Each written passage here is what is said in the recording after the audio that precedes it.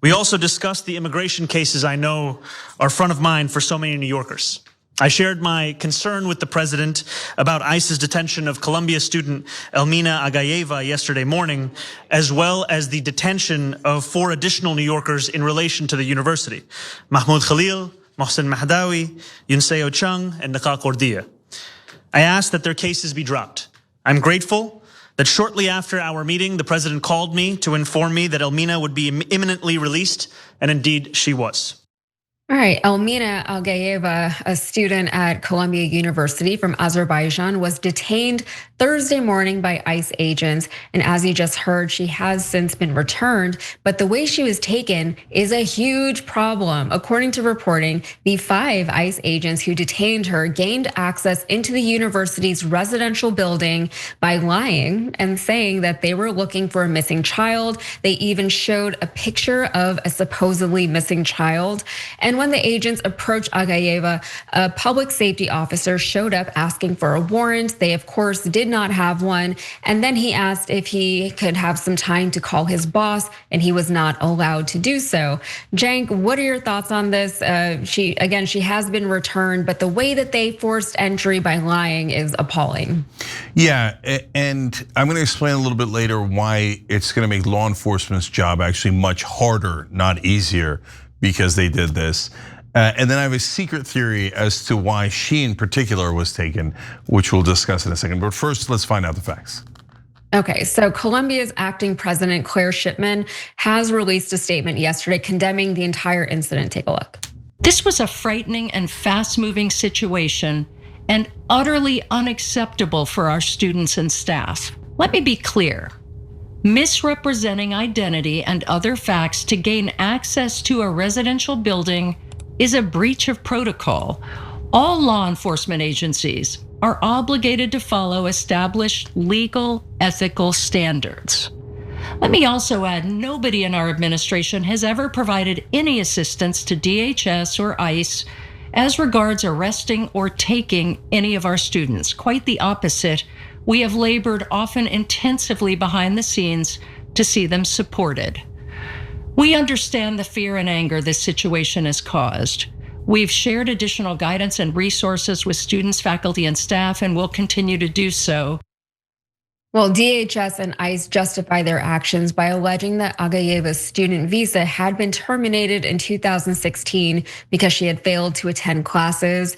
The incident has elicited responses from Mayor Mamdani, as you just saw, who spoke to the president and negotiated her return, but also from New York Governor Hochul and from Senator Chuck Schumer.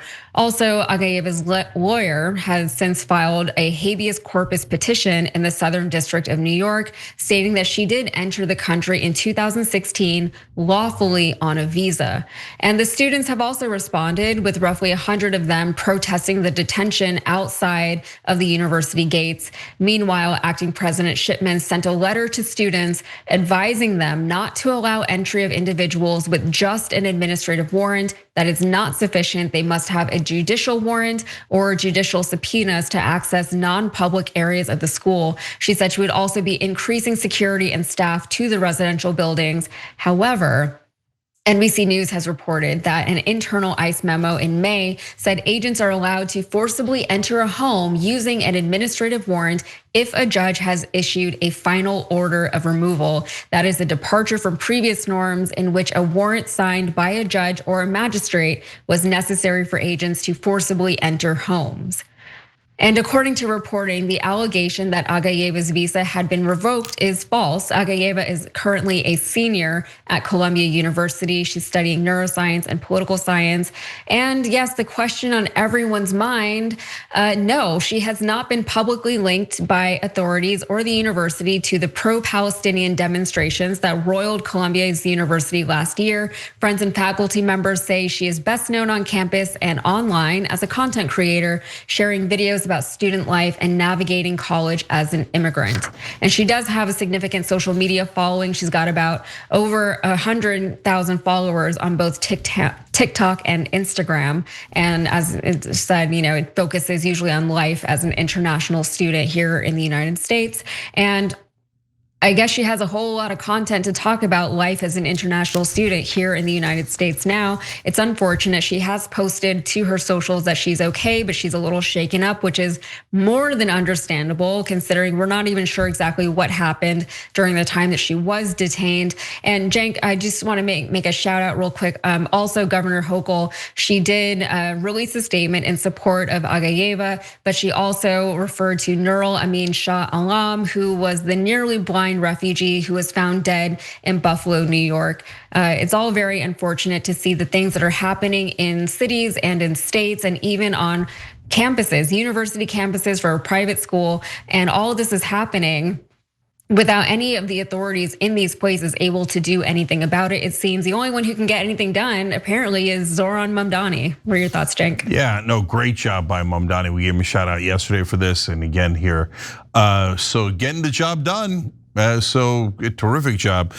So now, why does it make law enforcement job harder? Because so law enforcement actually can lie to you. It depends on the context. So for example, if you're getting interrogated by the police, they can lie to you till the cows come home. And that's often how they get confessions. And that's not illegal. You could argue about the ethics of it, but they can do it. But in entering a home, it might be a different situation. And I'm actually, or a building, private areas. I'm actually very curious how the courts are gonna rule that on that from a legal perspective. But the main practical point for now is Colombia has now told their security and their students, do not let outside law enforcement into any private areas. Because now law enforcement, we know on the record, is lying and pretending that they need assistance. So now no one at Colombia and in that general area trust law enforcement anymore. Deeply counterproductive, okay? So now that gets to the question of, wait, why is this so important that you're gonna ruin like any kind of trust that law enforcement has with this entire area, et cetera, over this? Well, we gotta go grab her, you do? And why? Because you heard that she did not attend classes in 2016? In 2016. Where the hell did you get that information? So look, guys, now they say that she did not attend that many or any, as far as they know, pro-Palestinian protests, and that might be true. She's Azerbaijani. That I don't know if she's Muslim, but most Azerbaijanis are Muslim, and there are groups, and very specifically at Columbia, originally started by Barry Weiss, who now runs CBS News, that makes a list of students and professors that they'd like to remove from campus for being pro-Palestinian. So did she make it onto one of these lists that these thugs keep? And this is very real at Columbia. So that's where this started, the cancel culture started with Barry Weiss, and they've been doing it for decades, not just in the recent protests. So did somebody make a note? Oh, she's a Muslim person who's an influencer, let's dig in. Oh, here, I got a theory about how she didn't attend classes a decade ago. Because she wound up on a list somehow. But to me, probably the most important factor in her winding up as a target is that she was an influencer of some sort. So maybe the administration thought, we'll make an example out of her since she's got 100,000 followers on Instagram and TikTok. That'll spread the word better about how we're so cruel and terrible and we'll kidnap you for no reason, et cetera. So that might be the real reason or part of the reason, but all of this is insanity. We should not be kidnapping college students based on their attendance record from a decade ago. That's an obvious excuse. And if it's true that that part of it was that she had criticized Israel or like didn't hate Muslims like herself, and then that's why she got put on a list by either a pro-Israel thug or some sort of Border Patrol ICE thug, well then what'll happen, and this is a prediction, is Columbia board and alumni will get together and go, oh no, we withdraw any complaints about this.